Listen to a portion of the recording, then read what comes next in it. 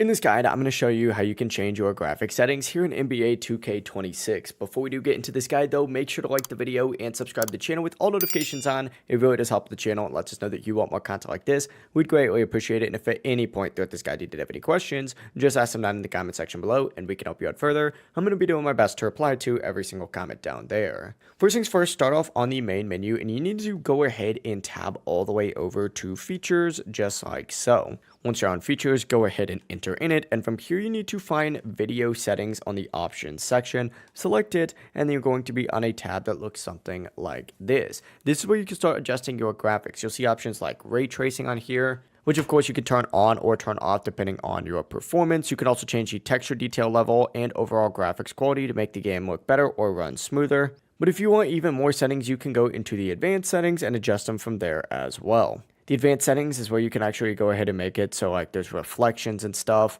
on the court, but if your game is lagging, I'd recommend lowering these settings. If your game runs smooth, you can increase them for better visuals. It really is as simple as that. But it really is as simple as that. If you guys did have any questions, just ask them down in the comment section below, and we can help you out further. I'm going to be doing my best to reply to every single comment down there. Before you do leave this guide, make sure to like the video and subscribe to the channel with all notifications on. It really does help us out and lets us know that you want more content like this. We'd greatly appreciate it, and if at any point that this guide you did have any questions, ask them down in the comment section below, and we can help you out further. Have a great rest of your day, though.